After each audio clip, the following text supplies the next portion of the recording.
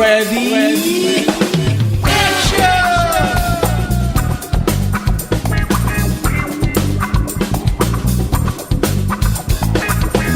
권력의 맞서 당당하게, 따뜻하게. 지금까지 이런 유튜브는 없었다.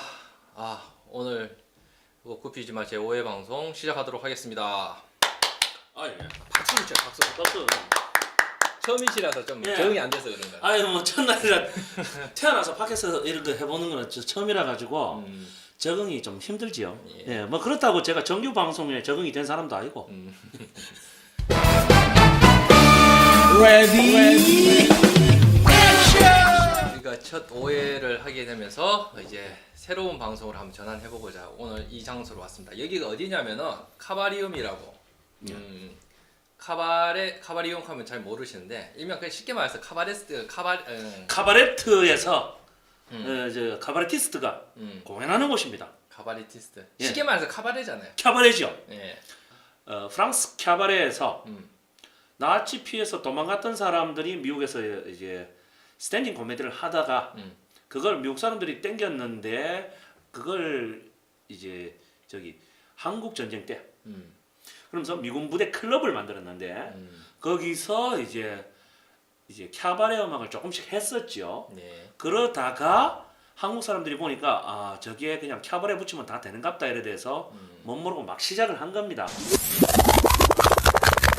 이렇게 말을 하시는 분 소개도 없이 예. 갑자기 이제 카바리움 얘기를 나오자마자 썰을 막 풀기 시작하셨는데 순서가 바뀌어버렸어요. 원래 소개부터 하고 해야 되는데 자 우선 소개 먼저 드리겠습니다. 바로 오늘 이 장소의 주인이시고 이 장소를 대여를 해주시기 위해서 노력해주신 한국계 제1호 카바리움을 카바레티스트. 카바레티스트? 예. 테너라고도 하시던데. 예, 그러니까 클래식계에서 활동할 때는 테너로 불립니다. 일단 카바레티스트자 테너이신 김주건 선생님 인사 먼저 드리시죠. 반갑습니다. 예. 이게 뭐 인사하기도 전에 먼저 썰을 먼저 푸시. 이게 집안 내력이에요. 그리고 제가 정한 재직 가운이 있습니다. 뭐예요? 묻기 전에 대답하자. 묻기. 이거 완전 순서 파괴. 예. 전혀 개념이 없어져 버려요.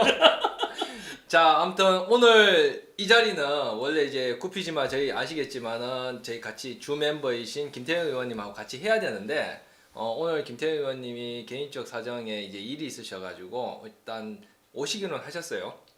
근데 열심히 오고 계시는데 오시면서 이제 같이 합류하면서 같이 할 건데 그 전까지 이제 우리 새로운 멤버로서 이제 새로운 우리 구피지마 멤버로서 이제 합류하신 이 김중원 쌤. 자 오늘 이제 첫 방송 이제 김주호 쌤한테 첫 방송이니까 그렇죠. 이제 5회 방송인데 이제 합류하시게 된 그때 소감 한 말씀 좀 해주세요. 사실은 제가 팟캐스트를 저 혼자 해보려고 생각은 했었습니다. 네. 그리고 한 6년, 7년 전에 한번 해보려고 시도를 하다가 사실 유튜브 방송을 사람들이 안 하던 시절에 시도를 해보려고 하다가 그때 제가 정신이 없었어요. 그러면서 마음의 정리도 안 되고 그래서 어느 정도 마음의 정리가 되면 새로 시작을 해야겠다 생각을 하고 있고 어떤 차에 이제 문광덕 쌤이 연락이 오셔가지고 같이 해볼 생각이 있느냐 그래서 일단 뭐 저도 방송을 좀 배워야겠고 예. 막말을 하더라도 뭔가 배워 나놓고 막말을 해야죠, 그죠? 예. 예. 그래서 그런 의미에서 하자고 했을 때 제가 흔쾌히 이제 뛰어들게 된 거죠. 한치 망설임도 없으셨다고 하면요. 예, 그게 사람이 원래 한국 사람 한 3번 정도 빼야 됩니다, 그죠? 할 생각이 있느냐? 내가 뭐, 할 생각이, 거기까지 뭐, 내가 그래도 할 생각이, 그러면 내가 한번 해볼까? 이게 정상적인 한국 사람 그렇죠. 삶이에요. 근데 제가 독일 살면서 독일 사람들은 할래 말래 했을 때 글쎄 하는 순간 그럼 넌 빠지고 이렇게 봅니다. 단호하네. 어쩔 수 없어요. 왜냐하면 결정을 해야 되니까요. 그러니까 독일어의 특징입니다. 여유가 없이 그냥 아니요. 그러니까 자기 의사 표현이 있어야 된다는 거죠. 여유가 없는 게 아니고. 결정력이 정확하다. 예. 그러니까 한국 사람들 같으면 뭐 그럴 수도 있지라는 표현을 쓰지 않습니까?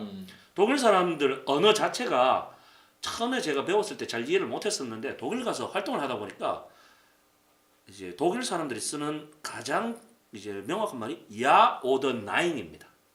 yes or no입니다. 예스냐 노냐. 예, 둘 중에 선택을 해야 됩니다. 양자택일을. 오, 그렇구나. 예, 그러다 보니까 독일 사람들이 일을 함에 있어서도 이걸 할 것인가 말 것인가를 결정하죠. 한국 사람들은 일단 두고 보고 이런 얘기를 하지 않습니까? 그렇죠. 그러다 보니까 이것도 아니고 저것도 아닌 일이 발생하는 겁니다. 사실 이제 팟캐스트 합류하시면서 예. 지금 뭐 오늘 첫 방송이긴 하지만은 팟캐스트 하시면서 좀 고민되거나 좀 어렵다고 생각하신 점 있으실 거 아니에요. 사실은 대한민국에서 팟캐스트의 가장 큰 문제점이 팟캐스트의 어떤 기준점을 세운 사람이 있습니다. 실질적으로 누구예요? 깽판을 많이 지켜서 그렇지 김호준이라는 사람이 털고. 예, 한 획을 그었어요. 예. 제가 생각하기에는 그러다 보니까 그 정도 지식과 상식을 가지고 이야기를 해야지 뭔가 진도가 나가는 겁니다. 제가 생각해 보니까 제가 상식이 그만큼 있나 보니까 그 정도는 아닌 것 같고, 예. 그 다음에 지식은 글쎄요, 뭐 제가 이때까지 살아오면서 지식을 쌓았다 하지만 그렇게 큰 지식을 쌓은 것 같지는 않고, 이 가장 큰 문제가 이 소통에 있어서 얼마만큼 문제를 조금 더 풀어서 이야기해 줄 수 있는가, 제 능력으로. 그게 가장 큰 고민이었습니다. 제가 지금 하고 있는 카바레트란 이 장르가 원래 처음에는 이제 시인들이 용어부터 좀 먼저 설명드리겠네요. 카바레란 용어가 프랑스 말로 선술집이란 뜻입니다. 선술집. 예, 그런데 이 술집에서 예전에는 사실 별별 일이 다 일어났어요. 그렇죠. 의사소통, 그러니까 뉴스의 장소가 술집이었고요. 그 다음에 공연의 장소가 술집이었고, 그 다음에 대부업의 장소가 술집이었어요. 예, 그다음에 사실 재판정이 술집이었어요. 그게 한마디 정치, 사회, 경제가 다 모든 게 모인 데가 캬바레였죠. 그 우리는 잘못 알고 있었잖아요. 그렇죠. 사실 엄격하게 캬바레와 타베르나 뭐 이런 식으로 이 술집에 대해서도 한 10개로 나눌 수가 있습니다. 술집의 역할에 대해서. 그건 다음에 제가 공연할 때 한번 털어드릴 텐데. 이제 처음에 나왔을 때 캬바레에 지금 가장 중요시하는 게 이제 접근성이라는 게 있어요. 이 접근성이 뭐냐 하면 우리가 일반적으로 공연이라는 걸 생각하면 그리고 공연이라는 걸 보면 무대에서 누군가 공연을 하고 있어요. 객석에서 조용히 앉아서 멀뚱멀뚱하게 쳐다보던가 아니면 담배 피던가 아니면 자던가 세 개 중에 하나입니까? 그렇죠. 그거를 없애야지 하는 거죠. 기존의 틀을 그렇죠. 그래서 관객과 소통하기 시작하는 겁니다. 왜냐하면 처음에 캬바레에서 1870년대에 시인들이 풍자시를 막 발표를 했어요. 그때 나온 사람이 아폴리네르. 그러니까 미라보 다리아레 세니 강이 흐르고 우리의 사랑도 흘러간다. 들어보긴 한 것 같아요. 예, 들어본 것 같죠. 예, 이 아폴리네르가 이제 사드 백작을 새로 재조명한 유명한 사람입니다. 네. 이 아폴리네르를 중심으로 해서 물치료사라는 시인 그룹이 있었어요. 왜냐하면 시가 정신을 흐르는 물이다 이거죠. 시가. 예. 그러다 보니까 그렇게 하면서 자기들끼리 풍자를 하면서 세상을 욕하는 시를 막 적었어요. 뭐 보들레르 이런 사람들, 뭐 에밀 졸라도 거기 있었고 싹 다. 에밀 졸라. 에밀 졸라. 예. 가지 유명한. 그 영어로는 motherfucker. 예. 그거 넘어가시다. 예. 아무튼 그래 돼 가지고 그 사람들이 하고 있는데 프랑스 말로 이제 파라봉이라 하는데 한국말로 정확하게는 아닌데 병풍 비슷한 거 있습니다. 네. 그럼 서양 사람들은 이 그러니까 이게 좌식이 아니고 약간 이제 뭐하죠? 이 자리에 그냥 바로 앉는 게 아니고 의자에 앉아 생활하다 보니까 이게 이제 이 밑에 이만큼 한국식 병풍은 바닥에 그냥 깔리지 않습니까? 그렇죠. 서양식은 이만큼 떠 있어요. 예, 떠 있고 그 벽처럼 완전히 된 게 아니고 천으로 이렇게 막아놨어요 대충. 예, 한국에 저 뭐고 이번에 저 별장은 아니 그것도 없었더구만. 그렇죠. 강원도 별장 사건은. 하기스. 하기스 사건은. 예. 예. 아무튼 그래 돼 가지고 하다 보니까 사람들이 옆에 다른 자리에서 술 먹던 사람들이 자기들끼리 기득기득거리니까 궁금하잖아요. 그렇죠. 궁금해서 뭐 하나 하고 이렇게 쳐다보는데 쳐다보지 마라 이래 된 겁니다. 와 좀 쳐다보자 할게. 아유 그러니까 사실 예술가들이 자기들끼리 이제 좀 속물근성을 드러내는 거를 보여주기 싫어하거든요. 약간의 자기들만의 집단. 예, 집단적인 것도 있고 우리는 좀 고급이다 하는 걸 내세우고 싶어하는 그 약간 엘리트주의 같은 그런. 예, 그런 것들이 품어 있죠. 아, 그러니까 자기들은 아니라 하는데 저도 아니라 하는데 음. 그게 저한테도 숨어 있습니다. 그거는. 아무튼 맞아. 그래 돼 가지고 막 싸우다 보니까 좋다. 그래 되면 우리가 술 먹는 자리를 무대로 할게. 이래 된 겁니다. 아, 그러니까 기존에 있던 거를. 그렇죠. 무대로 옮겨놨네. 그렇죠. 술자리를 무대로 옮긴 겁니다. 음. 거기서부터 하다 보니까 밑에서 술 마시던 사람이 듣다 보니 궁금한 것도 있잖아요. 그럼 질문을 던져요. 아고라가 돼버린 거네 결국은. 그렇죠. 그러니까 순간적으로 단순히 공연장 그러니까 시인들 시발표하던 데가 무대로 옮겨진 상황에서 거기가 아고라가 돼버린 겁니다. 순서대로. 그래서 캬바레가 성공한 겁니다. 그렇군. 왜냐하면 사람들이 소통할 수 있으니까 관객들과요. 그러니까 그 와중에 이제 요즘 말로는 코미디도 나올 수도 있는. 그렇죠. 그때 나왔던 게 이제 미믹해서 판토마임. 한국에서는 판토마임 가는데 정확하게 미믹이라고 하죠. 네. 그다음 무언극이라고 하고 그 다음에 나온 게 이제 광대극. 네. 그리고 캐릭터극. 아 분장에서는. 예, 분장에서 나오는. 거기서 조금 발전하면 그 캬바레 무대에서 이제 어린이들의 상상을 끄집어내고 자기 역할극을 하기 시작했어요. 그게 사이코 드라마입니다. 그게 캬바레에서 나왔어요. 아 그때 애기들도 이런 왔었나요 그럼? 옛날에는 애가 술집에 오는데 아무 상관 없었어요. 아 그래요? 예. 지금 기준으로 보면은 미성년자. 아유 옛날에 그 미성년자 기준이 어디 있습니까? 아, 예, 1800년대 말 1900년대 초에. 예. 그때 시대 생각해 보세요. 16세가 벌써 안 얻고 살던 시대인데. 아기상 지금 뭐 예전을 치자면은. 그렇죠. 뭐 시대가 바뀌었잖아요. 지금 이 나이 되면 벌써 손자를 봐야 될 나이. 그렇죠. 아 가슴 아파. 아직 혼자 사는데. 아, 그러면서 거기에 또 한 개 나온 게 뭐냐 하면 예술가들이 그러니까 질문 던지고 받고 이렇게 하다 보니까 시끄럽잖아요. 그렇죠. 그러다 보니까 그냥 의성어를 사용하자 이래 된 겁니다. 의성어. 예. 그러면서 다 이래 막 서로가 짐승처럼 대화를 하기 시작한 거예요. 아 그들만 소통의 언어로 만들어진 거네. 그게 다다이즘입니다. 다이즘. 다다이즘이라고 카바레 스위스에 있는 캬바레 볼테르에서 나온. 그러니까 사실 20세기의 실험 예술 장르 퍼포먼스카죠 우리는 일반적으로 그게 전부 캬바레에서 나왔습니다. 근데 한국에서는 그거 캬바레를 정식으로 공부한 사람이 없고 그 무대에서 그걸 익힌 사람이 없다 보니까 그냥 미술계에서 퍼포먼스를 하고 있는 겁니다. 미술 장르로. 원래 그 미술계 퍼포먼스라는 장르 자체가 캬바레입니다. 그러니까 캬바레는 한국 사람들은 그저 장바구니 숨겨 놔놓고 손잡고 돌려야 되는 걸로 알고 있는데 no. 독일말로 nine 이래 되는데 정확하게는 그러니까 클래식과 대중예술을 이어주는 장르입니다. 그 한가대로 인터페이스 같은 그런. 그렇죠. 그래서 클래식계에서는 조금 허접한 놈들로 통하고 그 다음에 이제 완전 대중예술계에서는 좀 상류급 측으로. 좀 상류급인데 뭔가 잘난 척하는 놈들로 통하고 중간에 끼어서 잊어도 저도 아닌 상황이 오래됐죠.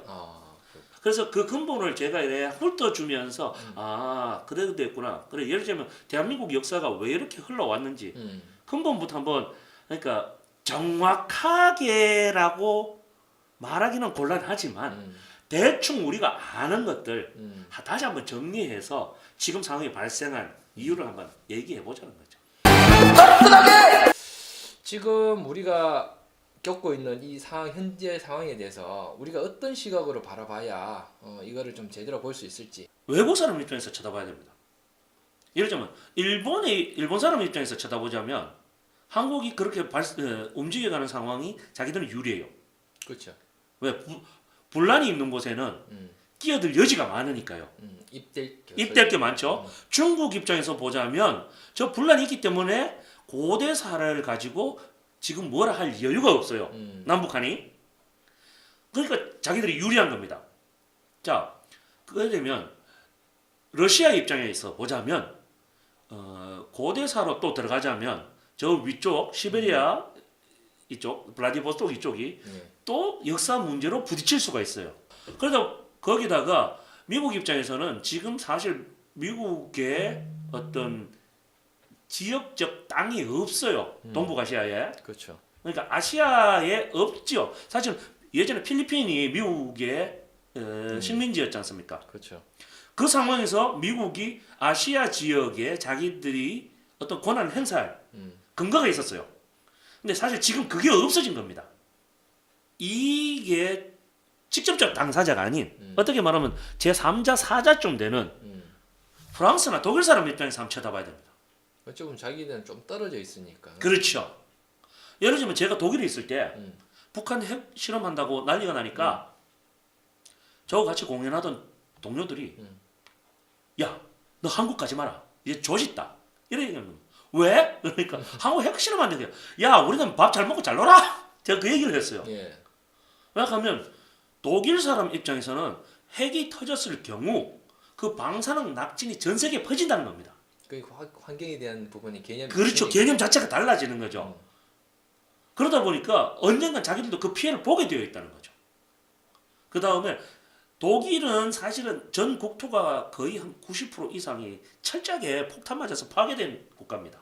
그렇죠. 거의 초토화됐는. 거의 초토화됐죠. 그러니까 지금 이 남북한 이 한반도하고 같은 상황이죠. 그렇죠. 실질적으로 그걸 겪었기 때문에 전쟁에 대해서 자기들은 무조건 거부합니다. 그 전쟁에 대한 트라우마가 어디 있어요? 엄청나게 심합니다. 지금도 독일 사람들, 서독 사람, 그러니까 제가 서독에서 살 때, 사실 지금도 서독, 동독 좀 나누는 게 있어요. 있죠. 실질적으로. 그러니까 서독 사람들은 포스이락하고 동독 사람들은 오스이락합니다. 그 상황에서 제가 놀랐던 게 나이가 70 넘은 사람들은요, 집에 밀가루 몇 포대씩 사다 놔놓고요, 설탕을 몇 포대씩 사다 놓습니다. 물요 항상 몇 박스가 있어요. 있는데 또 사요. 왜 사냐고. 순환시키는 식으로. 예, 왜 사냐고 물으니까 언제 전쟁 날지 모른다. 항상 불안한 시기. 그렇죠. 주변에 있으니까. 예. 연주에 있으니까. 사실 한국 사람들이 생각하기에 유럽이 굉장히 평온하다고 생각하는데 아닙니다. 굉장히 불안한 상태입니다. 그렇죠. 그러면 유럽의 평화가 지금 찾아온 게 몇 년이 안 돼요. 불과 한 30년, 40년밖에. 30년도 채 안 되죠. 동독 통일하고 나서부터니까. 아니요, 유럽 통합하고 나서. 아, EU 통합하고 나서. 예, 유럽과 통합하고 나서도 한 5, 6년 최소 사람들은 불안에 떨었습니다.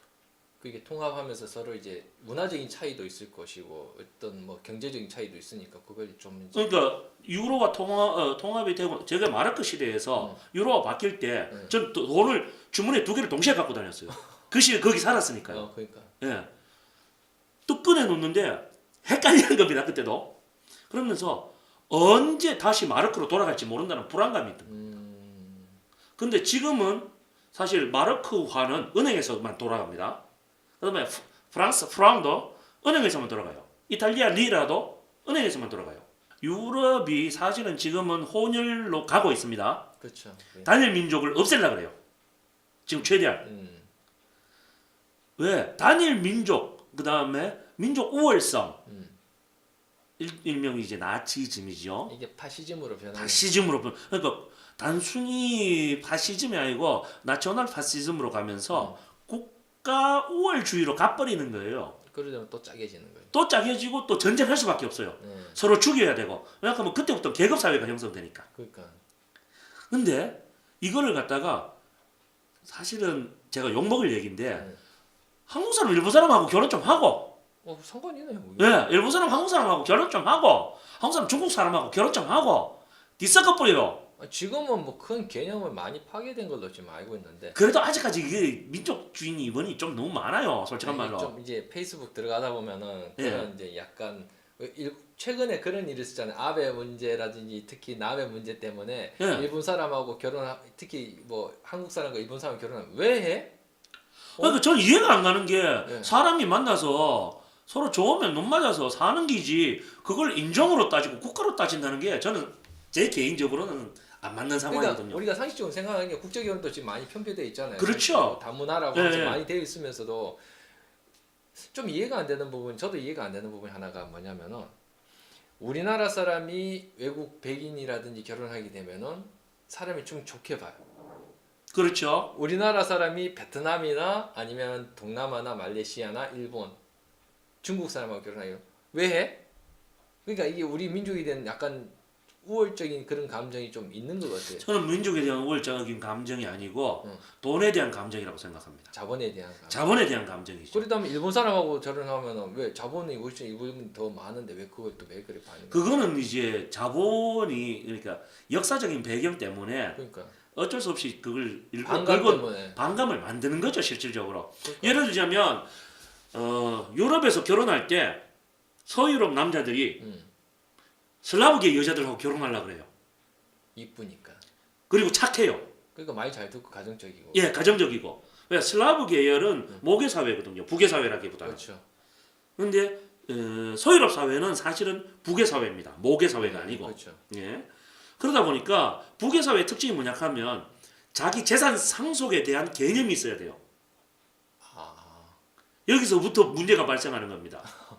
왜냐하면 제가 재산을 모았잖아요. 예. 그러면 제가 확실하게 제 자식한테 그 돈을 물려주고 싶어서 그러니까 그 돈을 물려줘야지 이 부가 늘어나면 다음 때에서 더 부자가 될 거잖아요.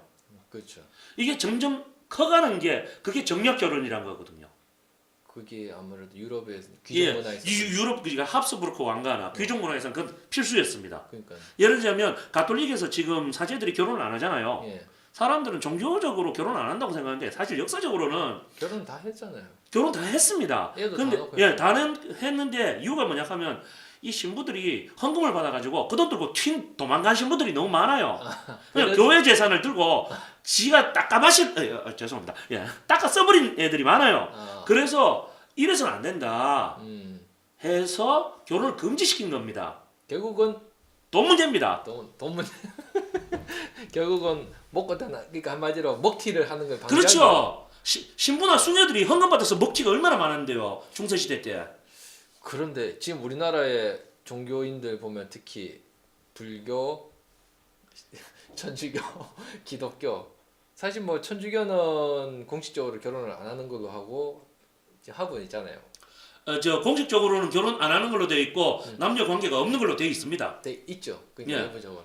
근데 최근에 뭐 드러난 것만 따지면 불교에 이제 뭐 이제 스님이 예 가지고 뭐 국가 재산을 갖다 빙땅 치거나 또 이제 외부에 또 자식을 낳아서 또 소세지 사건이라 해서 명기 스님이 또 소세지 사건이라 해서 한참 얘기가 나왔던 그분도 계시고 또 예. 혼의 자식이 또 얘기도 있었고 또 이제 기독교는 워낙 이제 뭐 이런 일이 워낙 기독교라기보다는 개신교라고 표현하는 게 맞겠죠. 그렇죠. 이제 개신교는 말 그대로 개를 신으로 모셔서 그런지 뭐도 하여튼 사건 사고가 많았어요. 하여튼 개신교가 고칠 개자가 아니고 개개인이 각자 자기 꼴리는 대로 믿고 산다고 개신교인 것 같아요. 우리가 알고 있는 거하고 많이 지금 괴리되어 있는데 사실은 제가 종교에 대해서 얘기를 좀 나와서 얘기를 하지만은 저 너무 진지하게는 하지 말고 대충 하시다. 예. 너무 길게 가는 것 같은데 예. 사실 이제 이슬람 편집하실 거잖아. 편집해야지. 요 얘기는 넣어줘. 어차피 우리가 믿고 있는 신의 모든 사람은 하나를 두고 이름을 달리 부른 것밖에 없다는 거죠 결국. 그렇죠. 예, 우리가 지금 한 사람을 두고 여러 가지 이름을 붙여. 사람이라기보다는 어떤 존재라 하는 게 낫겠죠. 그러니까 선각자, 예언자마자 선지자의 어떤 개념으로 해서 그냥 그렇게 바라보는 게 낫지. 내가 믿고 따르고 한 신이 뭐 어떤 예수가 될 수도 있고 내 자신이 될 수 있는 거고. 그렇죠. 뭐 어떤 기준점 자기 중심에 의해서 해석의 나름에 따라서 이게 신이 어떻게 형성이 되느냐 안 되느냐 그 차이지. 지금 역대도 모든 신들이 다 그렇게 해왔잖아요. 이때까지 뭐 지내오면서 사실 신증명을 시도를 해가지고 역사상 지금도 한 6,000년 전에 남아있는 기록이 최고로 오래됐다 하거든요. 가니파일 도서관에 있는 그 석판이 남아있는데 그거에 뭐 마로뚜기니 뭐니 가고 뭐 티아마트니 가고 쭉 나오는데 거기도 신 이름이 하도 난잡해가지고 그러니까 난잡하다는 게 종류가 많아가지고 뭐라고 규정하기가 어렵습니다. 인도의 신이 인도 인구가 1억일 때 신이 1억 4천여 개가 있었다 하거든요. 각자가 다 믿는 신이 다 다르니까. 이거 신을 하나만 믿는 게 아니고 두 개, 세 개를 또 믿어버리니까 그러니까 이 신 믿었다가 예. 약발 떨어지면 저 신 믿는 기고. 그리고 양쪽에 저울질도 하고 그런 그러니까 상황이죠. 이쪽에서 헌금 많이 내라 그러면은 일단은 적게 놨다 적게 내는 신이 예. 있다가 일단 해보고 효용 있으면 일로 가성비 따져가 하는. 그렇죠. 일단 헌금도 면제부도 가성비 보고 내야죠. 그렇죠. 예. 아무데나 내다가 보면은 졸지에 망하는 경우가 많아요. 그렇죠. 그러니까 아파트 한 채 사가지고 쫄딱 망할 수 있잖아요. 그래 두 채, 세 채 사놓는 거 아닙니까? 그러니까. 솔직한 말로. 그러니까 그 신앙도 똑같아요. 아파트 사는 거나. 그러니까 투자 개념이라니까는. 그렇죠. 이거 너무 막 나간다. 자, 예. 우리 저 일부 이제 오프닝 코너는 여기서 이제 마무리하고 예. 한 5분간 쉬었다가 광고 얘기 좀 내가 광고 얘기 나온 거 했었잖아요. 예. 그럼 이건 뭔가 싶었어요. 이 광고 좀 있으면 저희가 광고 얘기할 건데 이 광고는 사실 이제 유튜브가 아니구나.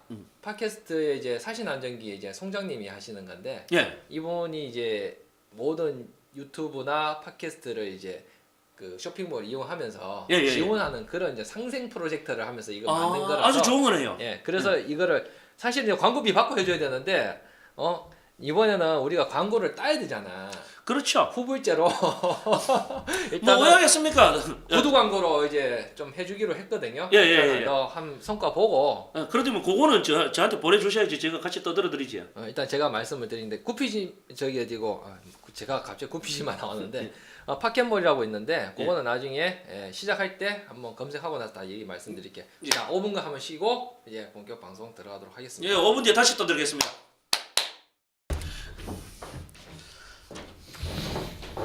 대본 없어도 되죠?